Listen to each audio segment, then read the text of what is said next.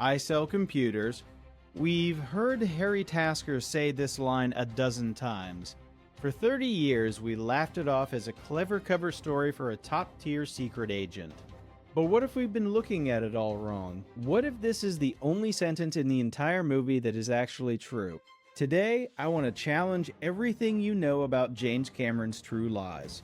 Forget the spy thriller, forget the marriage comedy. When you look closer, the movie reveals itself as something much darker. The psychological collapse of a mundane man who's lost in a digital world.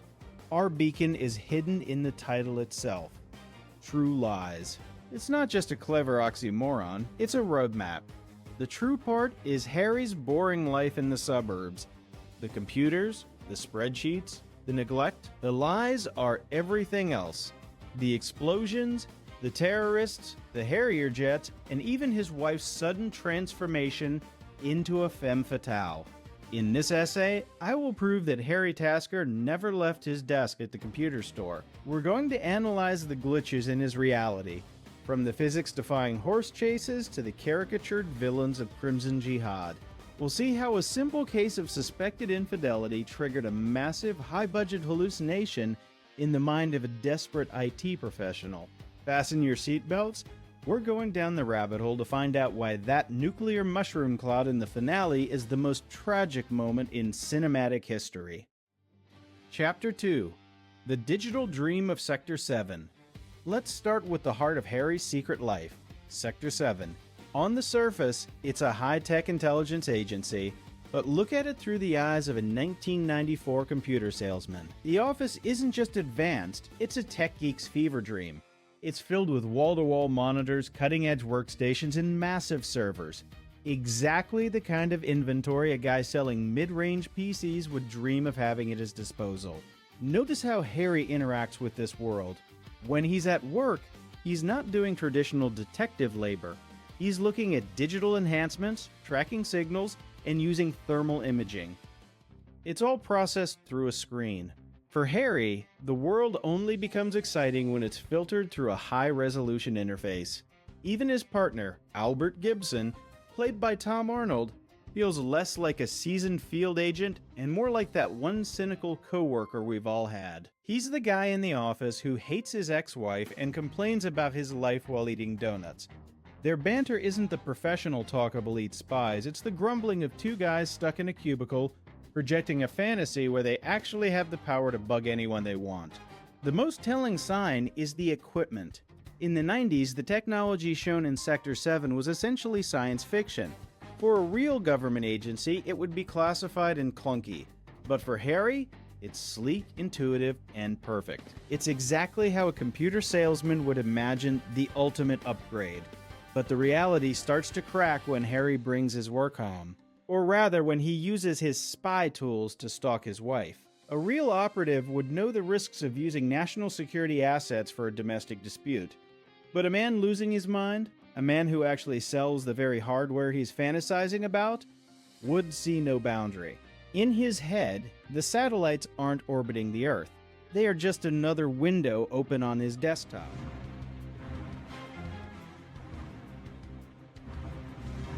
Chapter 3. Simon, the Mirror of a Liar. Now let's talk about Simon.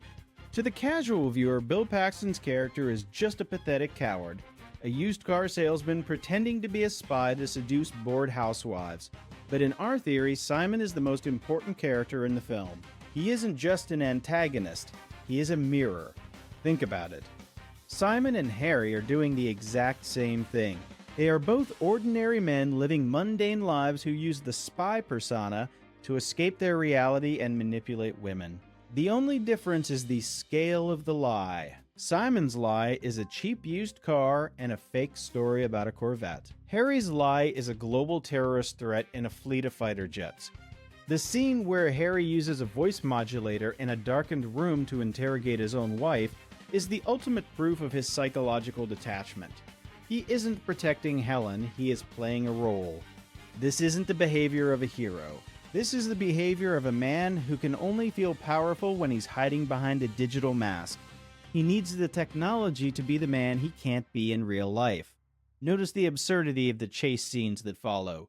The horse in the elevator, the jump from the roof, these aren't moments of luck. They are the logic of an action movie enthusiast. In the real world, a horse doesn't calmly ride an elevator to the penthouse. But in a mind fueled by 90s cinema and the desire to be a real man, physics is just a suggestion. Harry is literally competing with Simon to see whose lie is more convincing. By the time Harry forces Simon to wet his pants at gunpoint, he hasn't won a victory for national security. He has simply crushed a smaller version of himself to prove that his own delusion is the dominant one. He isn't saving his marriage, he is rewriting it into a script where he is the undisputed lead. Chapter 4. NPCs, the Caricature of Terror. Let's look at the enemies. The Crimson Jihad. In any realistic spy thriller, the villains have complex motives, political goals, or at least a shred of human logic. But here, they are walking stereotypes. They are loud, incompetent, and practically scream, "bad guy," in every frame. This is exactly how a suburban guy in 1994, fed on a diet of news headlines and action tropes, would imagine a threat. They aren't real people, they are NPCs in Harry's private game. They have infinite supplies of trucks and submachine guns, yet they can't hit a target standing 5 feet away. Why? Because in Harry's world, the hero doesn't get shot unless it serves the drama of the second act. Even the leader, Aziz, is a comic book version of a terrorist. His dialogue is minimal, his rage is constant, and his plans are absurdly grand. He doesn't want a specific political outcome, he wants to blow up a bridge just as Harry is driving across it. It's too convenient. It's too cinematic. It's the kind of conflict you dream up when you're bored at your desk, staring at a screensaver, imagining what it would take to finally make your life feel important.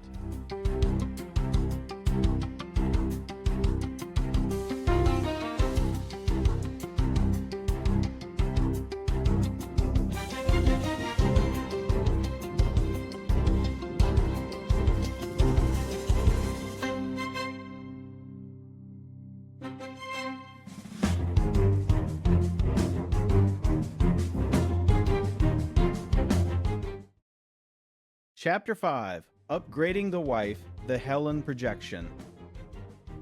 The most disturbing piece of evidence for the hallucination theory is the transformation of Helen Tasker. We start the movie with a shy, clumsy legal secretary who can barely keep her house in order. But as soon as she enters Harry's spy world, she suddenly gains the grace of a professional dancer and the nerves of a commando. The famous dance scene in the hotel room isn't just fan service. It's the moment Helen ceases to be a person and becomes a projection. Harry doesn't want his wife. He wants a Bond girl.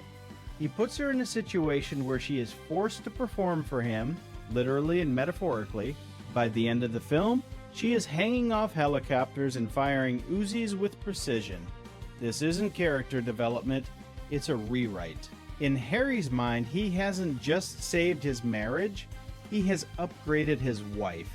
He's turned the boring woman who forgot his birthday into a lethal partner who shares his dangerous life.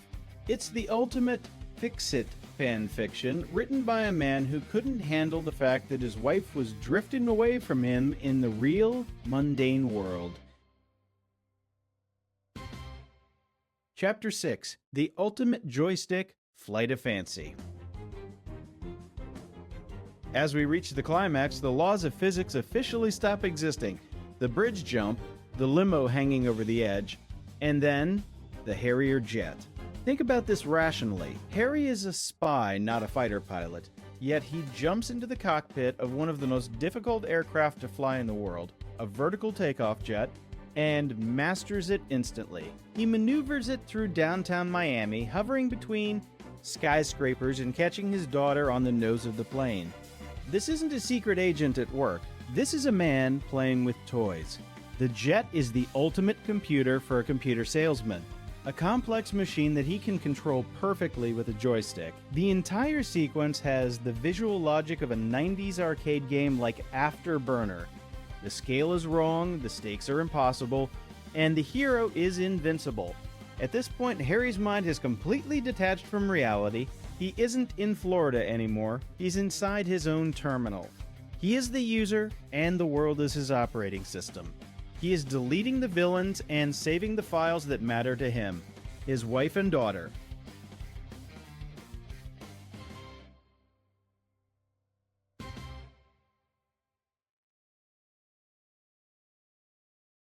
Chapter 7. The Nuclear Reset. A Tragic Conclusion.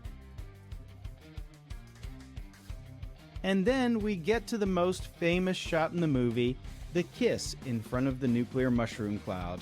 In a real world, this is a catastrophe. Thousands are dead, the fallout is coming, and the hero would be focused on the radiation and the aftermath. But in True Lies, the explosion is just a backdrop for a romantic moment. It is the literal reset button. The nuclear blast represents the total destruction of Harry's old life. The boring Harry is dead. The computer store is gone. The suburbs are vaporized. In the heat of that flash, Harry has finally burned away the truth of his existence.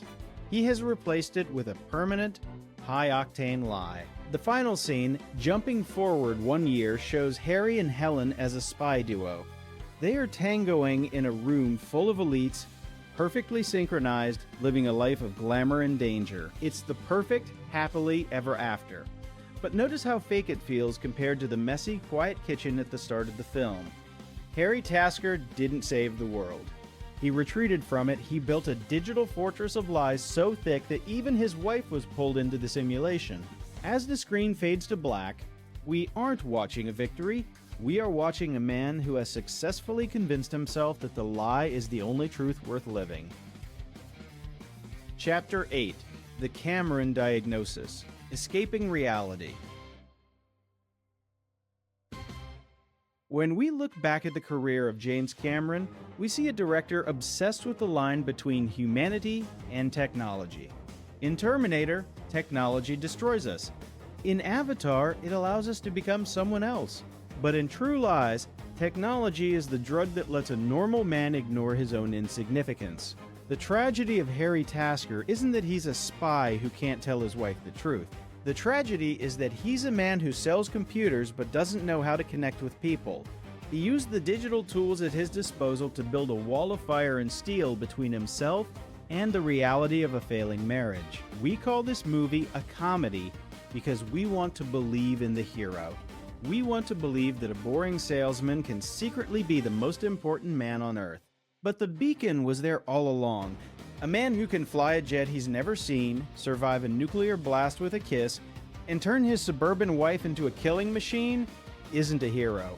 He's a dreamer who has refused to wake up. Next time you watch True Lies, don't look at the explosions. Look at Harry's eyes when he's sitting in that dark van staring at the monitors. That is the real Harry Tasker.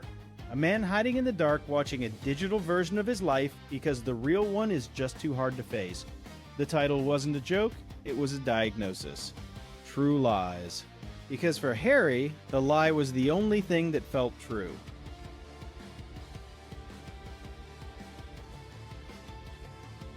Thanks for watching Spectracamm. If this theory changed how you see this 90s classic, hit the like button and subscribe for more deep dives into the cinematic rabbit hole. See you in the next analysis.